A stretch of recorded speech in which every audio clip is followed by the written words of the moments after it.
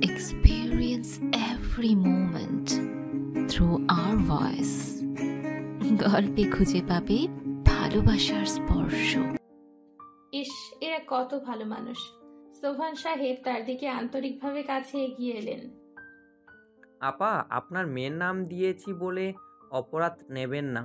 আপনার নিরামা শখ করে নামটা রেখেছি। না না, কি যে বলো না, এটা তো আনন্দের।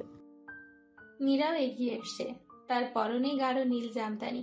কি যে সুন্দর লাগছে মেয়েটাকে, সেলিনা মনে মনে বললেন। মাশাআল্লাহ। আন্টি আসুন, ফিতে কাটবেন।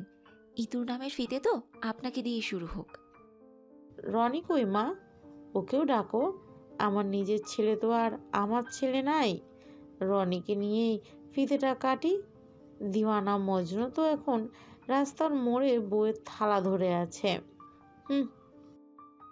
নীরা আরেকটু কাছে এসে সেলিনার বাঁ হাত আলতো করে ধরল। ছেলের কথা বাদ দিন আন্টি, ওসব মনে করলেই মন খারাপ। চলুন, রনি ভাই আছে তো, আসুন ভেতরে আসুন, ভেতরে আসুন আগে। নীরা মিষ্টি করে হাসল। আহা, নীরার মতো একটা মেয়েকে যদি তার ছেলের বউ করতে পারতেন। নীরা পুরো অফিসটাতে চোখ বোলালো। ব্যাকওয়ালটা পুরোটা জুড়ে বেশ কয়েকটা বন্দুকের ছবি, লায়ন শেপের দেওয়াল ঘড়ি, জায়ান্ট স্ক্রিন।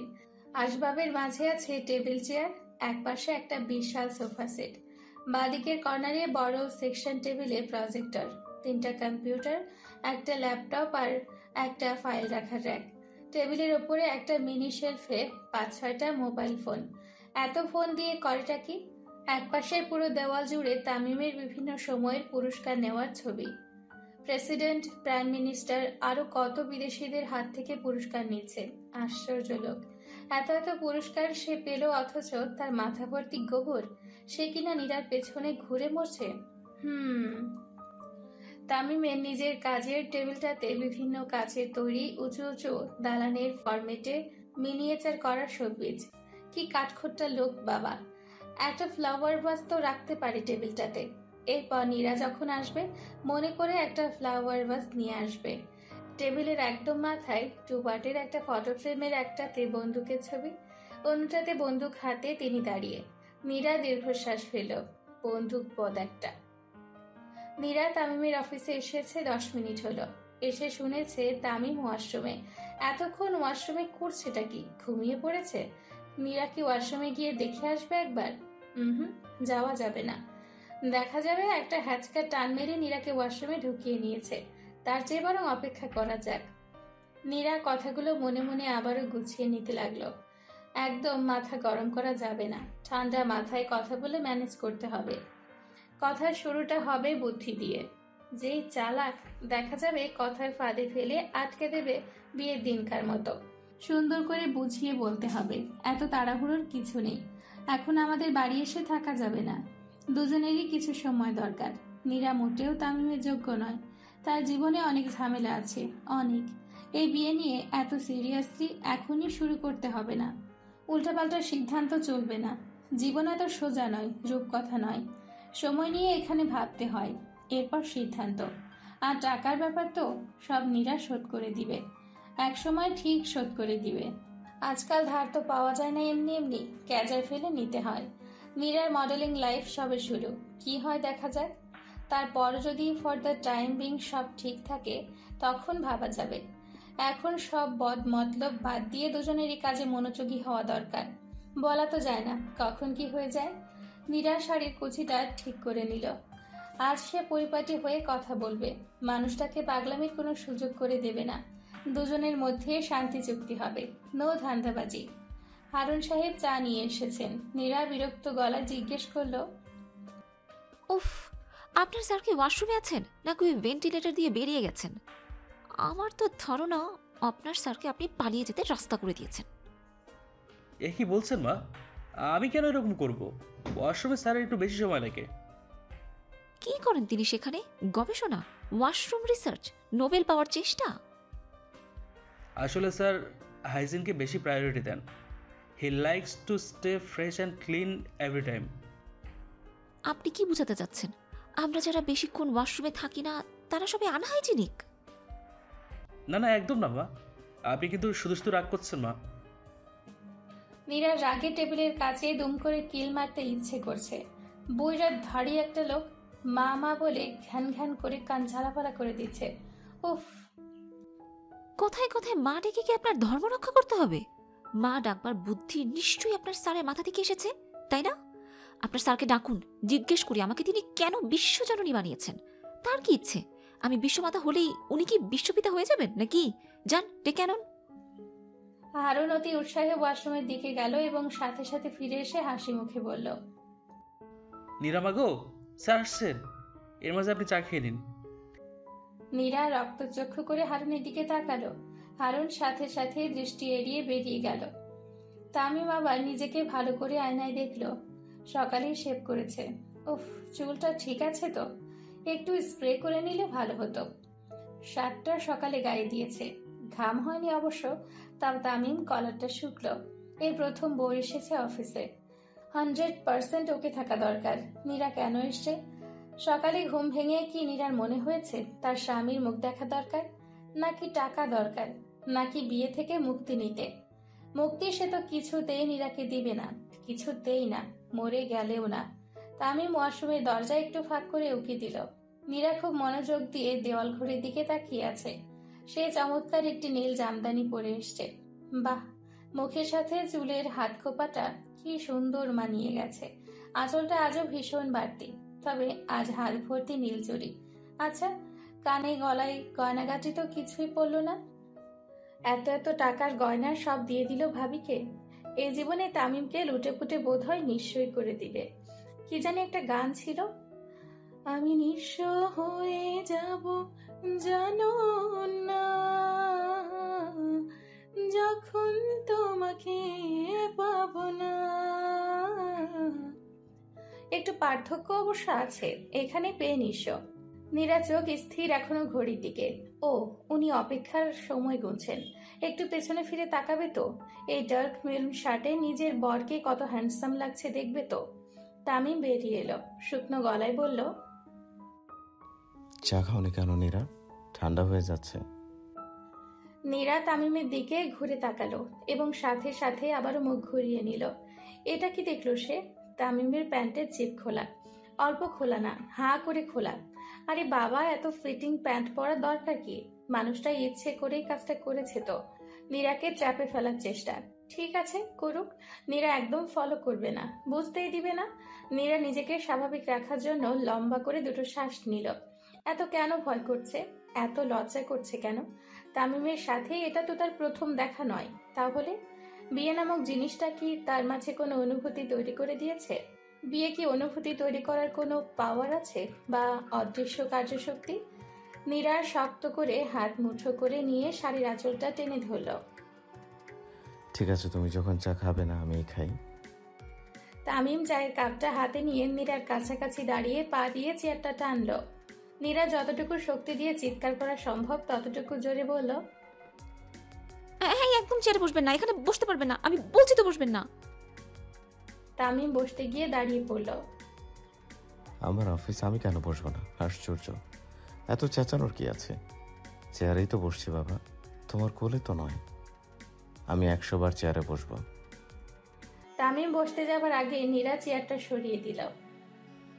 মানে আমি বলছি, আমার সব কথা আপনাকে দাঁড়িয়ে দাঁড়িয়ে শুনতে হবে। আমি দাঁড়িয়ে কথা বলছি তো আপনি কেন বসবেন? নীরা আবার তাকালো। উফ, বারবার চোখ চলে যাচ্ছে। একদম তাকানো যাবে না। লোকটা ইচ্ছে করে নীরাকে দেখাতে চাইছে, কিন্তু নীরা তো এত সহজে ধরা দিবে না। চেয়ারে বসে গেলে কেলেঙ্কারি ঘটে যাবে, জিভ আরো হাঁ করে খুলবে। Be confident Neera, speak out. আপনি লাবণী ভাবিকে কি বলেছেন? হ্যাঁ, আপনি কি ভাবেন? হ্যাঁ, সব এত সোজা? আপনি যা ভাবছেন না তা হবে না। আপনার আমার থেকে পারমিশন নেওয়া উচিত ছিল। এত সাহস কি করে হয় আপনার? আমি কি ভেবেছি সেটা তুমি কিভাবে জানলে নীরা? কি কারণে এত রেগে রেগে কথা বলছো? আর এরকম আমাকে চোখ দেখে আছো যে? আমি কি করেছি? তামিম চায়ের কাপে চুমুক দিতে দিতে চেয়ারে বসে পড়ল। উফ, যা ভেবেছিল তাই। হাসপাতাল আরো খুলে গেছে, এবার পেশেন্ট বেরিয়ে পড়লেই না হয়। নীরা চোখ সরিয়ে নিল। শুধুমাত্র এই কারণেই তার কথার শুরুতে এলোমেলো লেগে গেছে। এখন একদম তামিমের চোখের দিকে তাকিয়ে কথা বলবে সে, একদম eye to eye contact. Okay, come to the point. আপনি লাবণী ভাবিকে ভুলিয়ে ভালিয়ে রাজি করিয়েছেন। তিনি এখন আপনার জন্য ঘর রেডি করছেন। আপনি নাকি আমাদের বাড়ি গিয়ে থাকবেন। যাক বাবা, আমার কি দোষ? তিনিই তো বললেন, আমি কি ওনার কথা ফেলতে পারি? বললেন মানে? উনাকে আপনি পুতু পুতু কথা বলে পটিয়েছেন। সোজা কথায় আসুন, আপনি আমাদের ওখানে গিয়ে থাকতে পারবেন না। ব্যাস ব্যাস ব্যাস। নীরা আবার তাকালো এবং একটু পেছনে সরল। কথা শেষ করে তাড়াতাড়ি চলে যেতে হবে। বারবার ভুল হচ্ছে। আমি সেধে যাচ্ছি না নীরা। আমার বোনের বিয়ে হিসেবে আমি কনে পক্ষ। কনে পক্ষকে কনের বাড়িতে থাকতে হয়। This is the rules of universe. যেমন স্বামী স্ত্রী একসাথে থাকে, এটাও একটা রুলস। লোকটা খালি অকারণেই কথা বাড়াবে। নীরার মেজাজ চটে গেল। সে এগিয়ে এলো, প্রায় ছুটে গেল তামিমের দিকে। চোখ বড় বড় করে তাকিয়ে বলল, আমাকে রুলস দেখাতে আসবেন না, একদম না, খবরদার না। ইউনিভার্সের সব রুলসই কি আপনি মেনে চলেন? চলেন না তো তাহলে? আর তাছাড়া আপনি কোনে পক্ষ না, কথা শেষ। ক্লিয়ার? নীরা একবার তামিমের চোখের দিকে ডিরেক্ট তাকিয়ে আছে। তার চোখ দিয়ে যেন আগুন বেরোচ্ছে। তামিম চেয়ার ছেড়ে উঠে দাঁড়ালো, চায়ের কাপটা টেবিলে রাখলো। একটু এগিয়ে এলো নীরার দিকে। নীরা একটু পেছনে সরলো। তামিম আরেকটু এগিয়ে এলো। নীরা আরেকটু পেছনে সরলো। তামিম এগোচ্ছে। নীরা গলার স্বর দৃঢ় রাখার আপ্রাণ চেষ্টা করছে। আপনি কি ভাবেন আপনি সবসময় আমাকে প্যাচে ফেলবেন আর প্যাচে ফেলে স্বার্থ আদায় করে নেবেন? হবে না, একদম হবে না। তামিম এবার আরো এগোলো। নীরার পিঠ দেয়ালে ঠেকে গেছে। নীরা দুহাতে ঠেলে ধরলো তামিমকে। তামিম যেন সেটা বুঝলোই না। নীরা হাত সরিয়ে চোখ বন্ধ করে ফেলল। পেট চ্যাপটা হয়ে যাচ্ছে তার। আমি কি স্বার্থ আদায় করবো? বলো, ক্লিয়ার হয়নি? আছে, আপনার স্বার্থ আছে, আমি জানি। না হলে আপনি আমাদের বাড়ি গিয়ে না থাকতে চাইতেন না। কেন চাইছেন? হ্যাঁ, এটা আপনার ফোন দি। কিসের ফোন দি? বলো বলো। নীরা জবাব দিল না। তামিম বাহাতে নীরার পেটে খামচি মেরে ধরেছে। নীরা আবার দীর্ঘশ্বাস ফেলল। কি বলতে এসেছিল আর কি ঘটে গেল? সব হয়েছে ওই চেন খোলার জন্য। আরে বাবা, এত খামচি দিয়ে ধরার কি আছে? টিভি সিনেমা কি দেখে না মানুষটা? পেটে হাত রাখতে হয় কোমল করে, আর উনি মাংস তুলে নিয়ে বিক্রি করে দেবে অবস্থা। তামিম পেট থেকে হাত ছাড়িয়ে এবার কোমর পেঁচিয়ে ধরল নীরার। আমি ও বাড়িতে থাকবো বলে তুমি কেন এত রিয়াক্ট করছো নীরা? তুমি কি চাইছো আমি যাতে ঘর জামাই না হই? তুমি এসে থাকতে চাও আমার কাছে? নীরা এবারও জবাব দিল না। তামিমের নিঃশ্বাস পড়ছে তার গালে। বা হাতে তামিম নীরার কোমরের শাড়ির গোজাটা টেনে ধরেছে শক্ত করে। নীরা দু হাতে শুধু তামিমের ডান হাতটা ঠেলে ধরে আছে। এত শক্তি একটা লোকের কি করে হয়? দানব। আমাকে চ্যাপটা করে দিচ্ছেন, ব্যথা পাচ্ছি আমি, সরুন। তামিম সরল না, আরো ঘনিষ্ঠ হলো। আচ্ছা, বাই এনি চান্স তুমি কি আমাকে ভয় পাও নীরা? নীরা চোখ খুলল এবার। তামিম নাক দিয়ে নীরার নাক চেপে ধরে আছে। মুখটা এত কাছে, চোখের পাপড়ি পর্যন্ত গোনা যাচ্ছে। নীরার হঠাৎ মনে হলো তামিমের চোখ দুটো ভীষণ সুন্দর, ভীষণ। দূর থেকে বোঝা যায় না। আমি শ্বাস বন্ধ হয়ে মরে গেলে তখন খুশি তো আপনি? নখ সরান। এত ধার কেন নাক? কেটে গেছে বোধহয় আমার। উফ।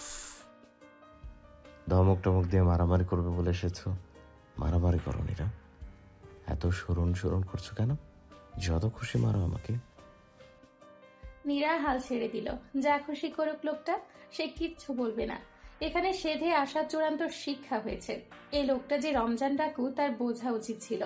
এর কাছাকাছি আসলেই কিভাবে যেন নীরার ছক পাল্টে যায়। সব গোলমাল পাকিয়ে খিচুড়ি। সেই প্রথম দিন থেকে। নীরা বিড়বিড় করে বলল, পেটে ব্যথা পাচ্ছি, হাতে ব্যথা পাচ্ছি, কোমরেও ব্যথা পাচ্ছি। কত ব্যথা দিবেন বলুন তো? কি চান, কি চাই আপনার? তামিম নীরার চুলের খোপাটা খুলে দিতে দিতে ফিসফিস করে বলল, কি চাই বলবো নীরা, সত্যি বলবো।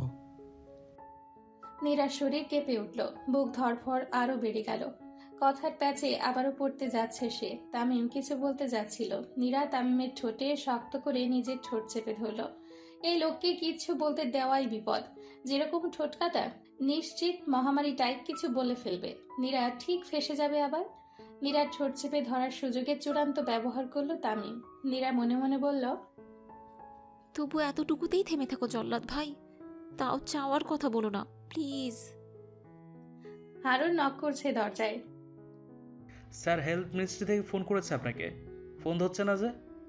স্বাস্থ্য সচিব আমার ফোনের লাইনে আছেন স্যার, ইটস এমার্জেন্সি।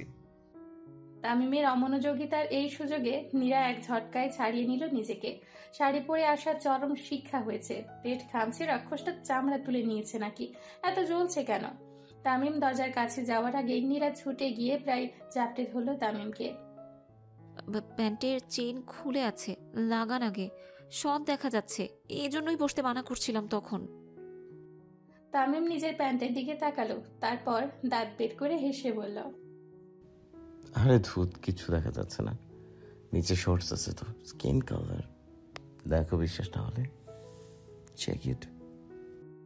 তামিম জিপটা ধরে নীরার দিকে এগিয়ে গেল।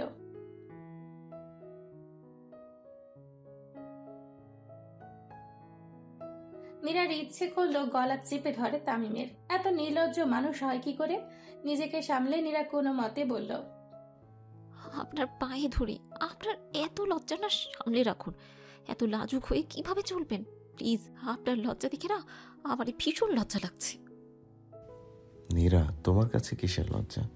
তুমি তো আমার নিজের মানুষ। তবে একটা ব্যাপার কিন্তু আমার সত্যি অনেক লজ্জা করছে।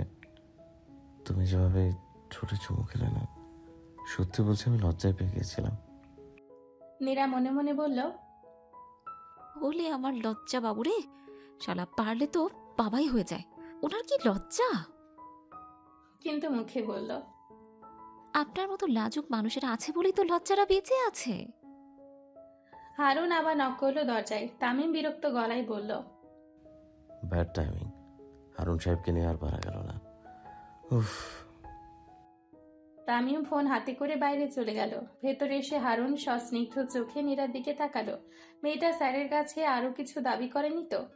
আরো টাকা পয়সা, আরো গয়নাগাটি? স্যারের বাসার অংশ কি চেয়েছে?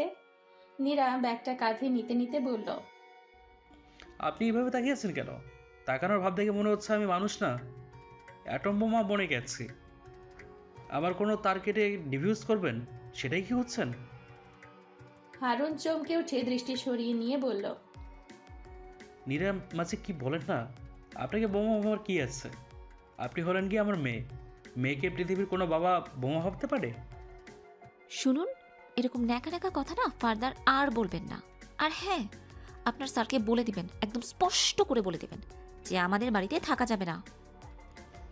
কিন্তু আমি তো অলরেডি স্যারের কিছু জিনিসপত্র কিনে পাঠিয়ে দিয়েছি। তাছাড়া আপনার বাবা বারবার করে বললেন বিয়ের দিনে লাবণী মায়ের মাথার উপরে হাত রাখার মতো কেউ হলো এবার। স্যার যাতে অতি শীঘ্রই চলে যান সেখানে। বাবাকেও হাত করা হয়ে গেছে? বাহ, আপনিই সব করেছেন, দানের গুটি, তাই না? না মা, আমি কেন? আমি কিছুই করিনি। দেখেন নিরামা, আমি হলাম গিয়ে আপনার উকিল বাবা। আমাকে কেন শত্রু ভাবেন? আমি তো একতরফা আপনার দিকে। তাহলে আপনি একটা কাজ করুন, আপনার স্যারের মাথা থেকে না ভূত তাড়ান, ওনার এই থাকার ডিসিশন ক্যান্সেল করুন, বুঝিয়ে সুঝিয়ে থামান ওনাকে। তামিম ফিরে এসেছে। হারুনের দিকে ফোন বাড়িয়ে দিতে দিতে বলল, হারুন সাহেব, আপনি কি আমার বিরুদ্ধে গালটি করছেন বা কোনো ষড়যন্ত্র? জি না স্যার, একদম না স্যার। আমি তো আসলে নিরামাকে বুঝিয়ে বলছিলাম আর কি। নীরা কঠিন গলায় বলল, হারুন সাহেব, আমাকে বোঝানোর কি আছে বলুন তো? আপনি এখানে আসুন, এই চেয়ারে ঠান্ডা হয়ে বসে আমার কথা শুনুন। আপনার স্যারকে স্পষ্ট করে বুঝান তিনি যেটা চাইছেন সেটা সম্পূর্ণ রকমে অসম্ভব। তামিম এগিয়ে এলো হারুন সাহেবের দিকে। আপনি এদিকে আসুন হারুন সাহেব, এখানে এসে আমার কথা শুনুন। আপনার মেয়েকে আমি ধর্মমতো বিয়ে করেছি, দিনমোহর পরিশোধ করেছি। এখন আমি আমার বউ চাই, বউয়ের ভালোবাসা চাই। এটা তো আমার অধিকার, তাই না? হারুন হ্যাঁ সূচক মাথা নেড়ে বলল, জি স্যার, একদম স্যার। নীরা হারুন সাহেবের হাত ধরে টান দিল। আপনি না আমার বাবা, আপনাকে আমার কথা শুনতে হবে, ওনার কথায় হ্যাঁ হ্যাঁ করবেন না। আপনাকে বসতে বলেছি না, বসুন। আপনার স্যার আমাকে নিয়ে যে গেমটা খেলছে না, তা কিন্তু একেবারেই ঠিক হচ্ছে না। তামিম হারুনের হাত ধরে হ্যাচকা টানে উঠিয়ে দিল।